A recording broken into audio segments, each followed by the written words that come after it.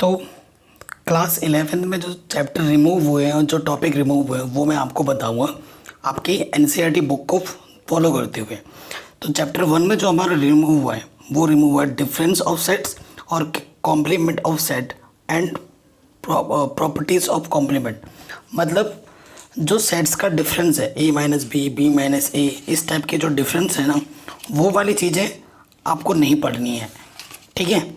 उसके साथ साथ जो कॉम्प्लीमेंट फाइंड करना होता है ए डैश, जैसे कि यूनिवर्सल सेट में से ए को माइनस करना होगा ना, ए निकालना है, तो वो सब चीज़ें आपको नहीं पढ़नी है। बाकी सारा सिलेबस आपको पढ़ना ही पड़ेगा, ठीक है।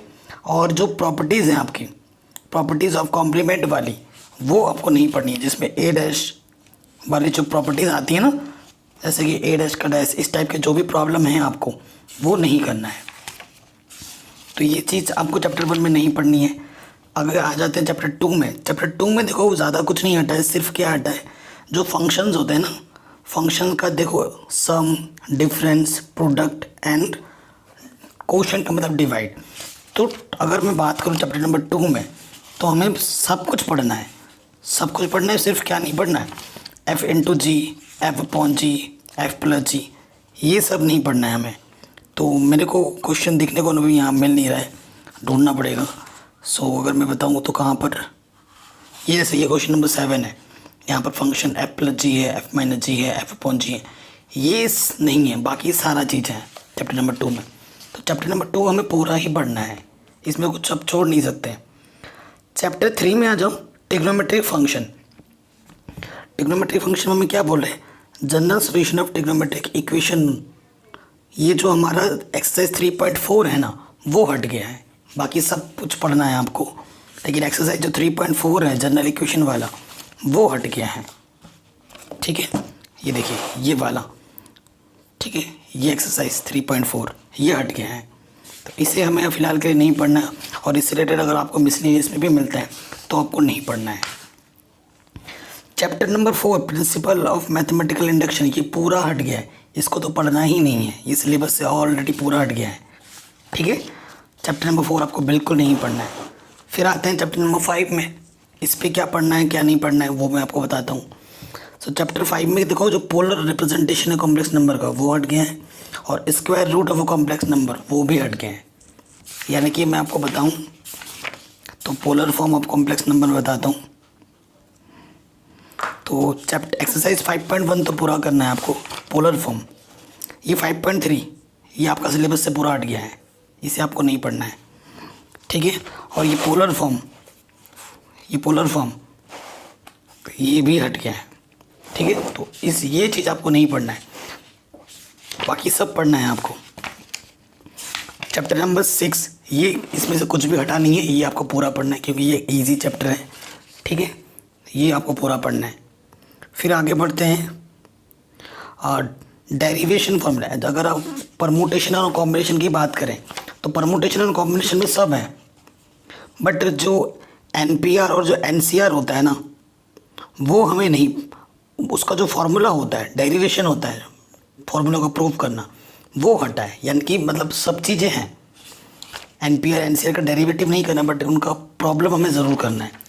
तो परमुटेशन और कॉम्बिनेशन पूरा है, इसमें से कुछ नहीं हटा है, ठीक है। चैप्टर नंबर 8 बाइनोमियल थ्योरम, ये पूरा हट गया है, ये आपको बिल्कुल भी नहीं पढ़ना है, क्योंकि हम बाइनोमियल थ्योरम तक पहुंच चुके, तो मैंने स्टार्ट भी करा दिया था। अब मैं ये चैप्टर नहीं पढ़ाऊंगा इस साल, अगले साल पढ़ा दूंगा जो नए बच्चे आएंगे। ये आपको इस साल बिल्कुल नहीं पढ़ना है, ये चैप्टर डिलीट हो रखा है, नहीं सिलेबस में है ही नहीं। अब आते हैं नए चैप्टर में। तो नए चैप्टर में जो आपका चैप्टर है, chapter number 9 sequence and series, उसमें सब कुछ है, but formula for the following special sum, जो प्रॉब्लम है समेशन की स्क्वायर समेशन की क्यूब, इस टाइप की प्रॉब्लम आपको नहीं करने, बाकी सब करना है।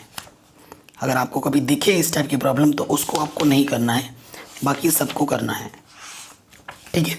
तो मेरी सजेशन यही होगी कि चैप्टर 9 को पूरा पढ़ो, ठीक है, उसके चक्कर में मत जाओ।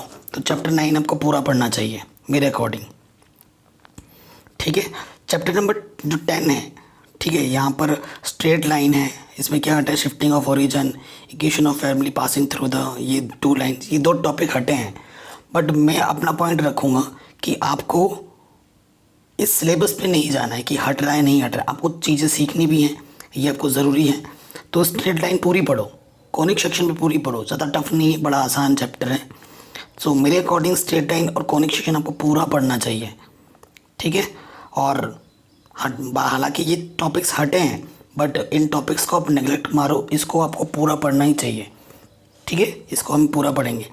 और चैप्टर जो है इंट्रोडक्शन टू 3 डायमेंशनल ज्योमेट्री, ये इसमें से कुछ भी नहीं हटा है, लेकिन ये पूरा पढ़ना है हमें। और इसी तरीके से जो हमारा लिमिट एंड डेरिवेटिव है चैप्टर नंबर 13, वो उसमें से भी कुछ नहीं हटा है, उसको भी हमें पूरा पढ़ना है। और जो चैप्टर नंबर 14 है हमारा मैथमेटिकल रीजनिंग, ये पूरा चैप्टर डिलीट हो रखा है, डिलीट फुल चैप्टर है, ये हमें बिल्कुल नहीं पढ़ना है। और चैप्टर अगर स्टैटिस्टिक्स एंड प्रोबेबिलिटी की बात करें तो मैं बताता हूँ, स्टैटिस्टिक्स में आपको क्या नहीं पढ़ना है। देखो, frequency distribution with equal means but different variance, ये जो टॉपिक है वो हट गया है। इसकी प्रॉब्लम में ये चैप्टर मैं पहले ही एक्चुअली करा चुका हूँ, चैप्टर नंबर ये जो 15 है स्टैटिक्स, और ये प्रोबेबिलिटी ये पहले ही मैं करा चुका हूँ।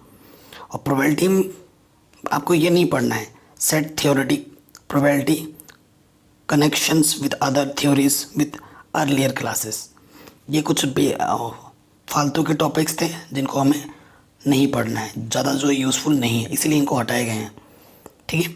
तो आशा करता हूँ आपको समझ में आ रखा है। और मेरे अकॉर्डिंग आपको चैप्टर नंबर ये स्ट्रेट लाइन और कॉनिक सेक्शन पूरा पढ़ना चाहिए, और मैं पूरा पढ़ाऊँगा भी आपको, और आपको भी पढ़ना चाहिए। इन टॉपिक्स पे मत जाना, बाकी जो डिलीट हुआ है वो तो डिलीट ही रखो, उसको तो छूना ही नहीं है, बाकी तो हमें पूरा पढ़ना पड़ेगा ना। तो वीडियो अगर अच्छी लगी हो तो प्लीज़ लाइक शेयर ज़रूर कर देना।